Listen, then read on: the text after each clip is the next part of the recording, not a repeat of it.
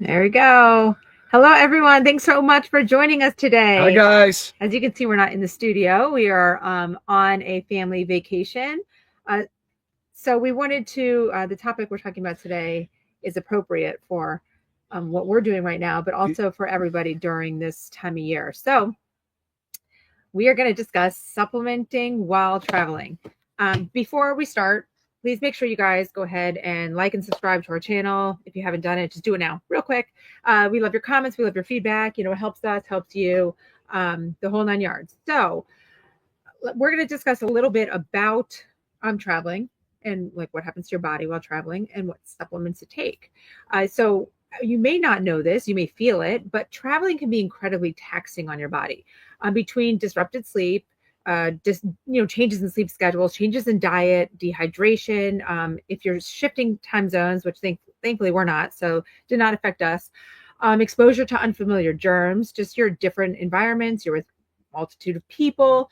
Your immune system, your digestion, they're constantly under pressure. This is why staying consistent with your supplements it is not optional. Like you have to be consistent. It's essential for you to feeling great and staying resilient. And we all want to go away and feel great, right? It's when we're looking forward to it. We spend all this time and money and waiting for this, and you want to feel your best. There's nothing worse than like going on a vacation and then you get sick and you don't feel well and whatnot. And also when you get back from the trip, right? You want to be able to jump back into life. You can't take another vacation from a vacation. Right. The little bit of recovery day that happens. So most of us don't have the leisure of doing that. So another reason why you want to feel your best. So a lot of times you might think, okay, going on vacation week, we're going to take a break from supplements. Just I'm leaving them all at home. I want you to think differently because this is even more a more important time to stay consistent. It is, right? For sure. So just want to go through my notes of what really happens to your body while I love traveling. That you prepare for these calls in such detail. It helps me. Right? I love it. Sometimes when I get on camera, I like lose my thoughts. But guys, it's actually really easy because when you live this lifestyle, when you are really focused on improving your health and maximizing your health on a daily basis, it's easy to talk about. It's easy to live, and it's a very easy thing to incorporate. It might seem like it takes a little more planning, but trust me, it pays its dividends. Go ahead. Right. Yeah, definitely. Yeah. Okay, so these are like physiological stresses that happen to our body when we travel. So first of all, if you're flying, okay, let's think about your immune system. If you're flying, you have the airplane cabin recirculating the air, increasing the exposure to germs I talked about. And stress and poor sleep can weaken your immune defenses. I mean, even for us, like we went to bed last night, probably 10:30. That might not seem like crazy for you, but if you're one to stay up late, but it's late for us, right? So it's different sleep schedules for us. Our body still wants to wake up at 5 o'clock in the morning, so you might be losing a little bit of that sleep. Digestion, big one, because flying can really disrupt your digestion. Of course, like I said, the time zone shifts, but dehydration is a major player. I was trying to tell our daughters this when we were going on the airplane. They like never want to drink their water on the airplane. I'm like, you really need to be drinking extra fluids and it's all right. Hydration amplifier when you're traveling because you need to make sure your electrolytes are balanced and you're hydrated. I love that Pia said same routine, different location. She 100%. Just was on a trip for 10 days. Awesome. 100%. You cannot take a break in it. Also, constipation, bloating, and diarrhea are very common, especially with air travel. It just disrupts things. So you want to make sure you're supplementing properly. We'll go into supplements to combat that.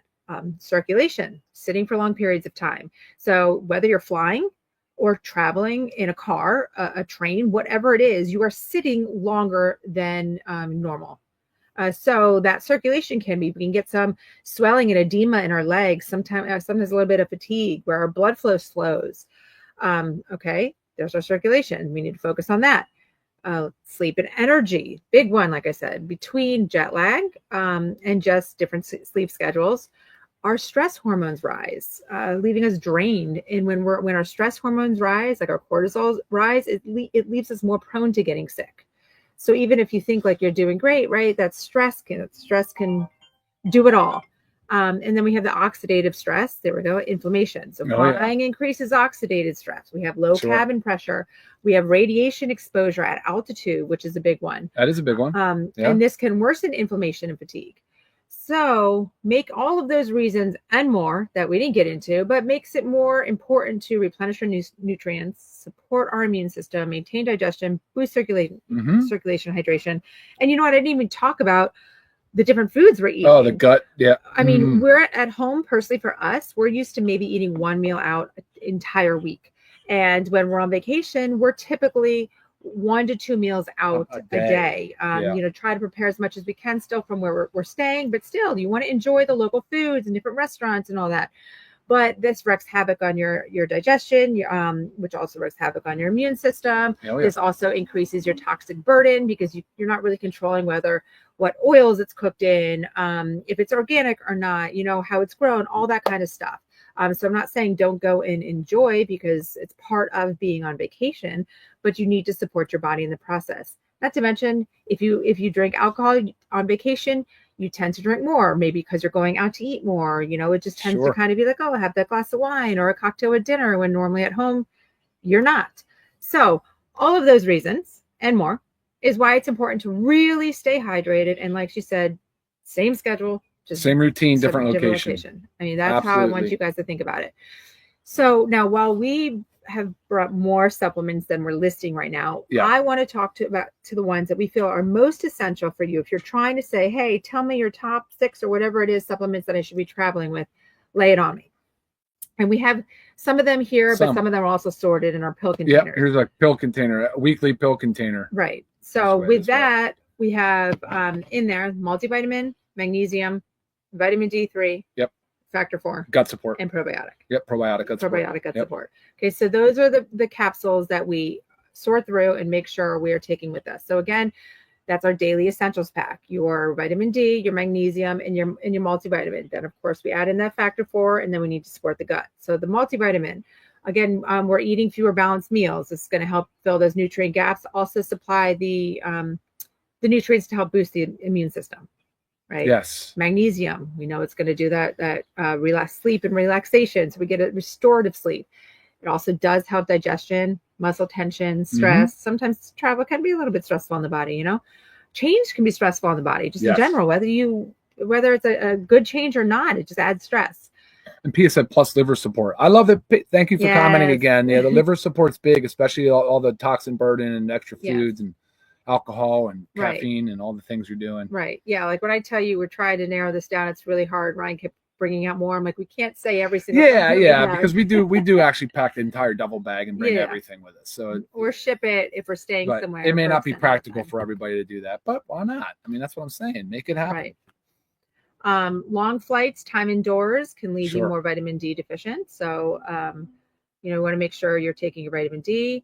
We talked about the circulation and oxidative stress. Yep. Okay. And inflammation that can go with your superreds. Yes. Backwards on the camera. Yes. Superreds, factor 4, right? Yep. It decreases our inflammation. And then, we have powerful antioxidants between the super greens and super reds, phytonutrients, minerals, the chlorophyll in the super greens to boost energy, digestion. Of course, we do have our detox in there inside. The detox is very important as well. If you can keep adding on to more things to travel with. Okay, next we go our essential aminos. Oh, yes. So it helps with maintain our muscle mass and stamina. So a lot of times what comes with traveling is you're not able to do your same workout routine. Sometimes you have to take a little bit of break there. You might be doing some nice outdoor walks and stuff like that, depending on where you are. But you really want to preserve that, maintain that muscle mass. So there goes your essential aminos. It also provides steady energy, blood sugar balance, faster recovery from travel fatigue. I mean, just lots of good stuff in here. And don't forget, guys, the aminos are precursors to your hormones, your neurotransmitters, things that can get thrown a little bit out of whack just in short term impact. So definitely make sure the essential aminos are on board. And I think it's a biohack. I think it's a life hack because you can get all these benefits out of just a free form 1 scoop of aminos in water a day. It's great. Definitely. It's great. We talked about the hydration. Yeah, that's very important. Forgot to mention if you're traveling with kids. The kids multi. Yep. I just bring the whole bottle because with us, we're also have the kids have other friends that we come and visit on this trip. So I bring the whole bottle so the other kids can enjoy them as well. Right. And then you have methylene blue out here. I had the kids multi out too. And don't forget, they are sticky because we didn't apply carnula wax to them. And so that's, people often ask, but they're really good. Yep. I got to tell you, they're really good. And then methylene blue. So you want to talk a little bit about methylene blue, wet flying, mitochondrial dysfunction, everything that kind of happens. Also, everything else that we listed that might be doing that might be a little bit more harmful to our body. So the disrupted sleep, the different foods, maybe more alcohol. I mean, this is... Yeah, guys, mitochondria, the powerhouse of the cell, right? It's where most of our aerobic respiration occurs, and mitochondria play an important part of that, of course. So what's cool about methylene blue is that it's not to get too technical, but it's a redox agent. So it does reduction and oxidation. So it can kind of recycle ATP and allow the mitochondria to continue to produce energy, which isn't just for us necessarily having energy, but more for our bodies to be able to carry out the important job that it has to do of detoxifying us and providing us with all of the necessary energy for our cells to turn over and do their job. So when you're traveling, we know that we get put under an immense amount of stress, even though we're typically trying to do it for fun, right? Sure. In this case, we're on a little family trip up to my hometown in Cape May, New Jersey. But that's the cool thing about methylene blue. Sublingually, just one time a day, or every other day, or every day for the week that you're away. And it's simple. It's really a quite simple thing to do, and it's highly effective. Sure. And just while it's out here, because anytime we're talking about methylene blue, I feel like we should talk about it. Someone's just asking the best way to take it to avoid the blue tongue. Now, on our website, under the Learn More section of methylene blue, our CEO, Ben Glinsky, does have a few videos showing you different methods. He did a good job with that. Yes, I took mine this morning. There's like nothing on my tongue. So Ryan will show you. Everyone, you have your water, though. I do. So best way to take it to avoid the blue is fold it into quarters. So fold and then another fold. 2 folds. So a half. Wet your tongue. Right. Another half. Yep. Let me get my water code. He's going to wet his tongue. He's going to stick it kind of towards the back of the tongue. You start to feel a little bit dissolved and just drink a lot of water. So yes, it's not dissolving 100% in your mouth, but it dissolves so quick. It's just like a Listerine so fast.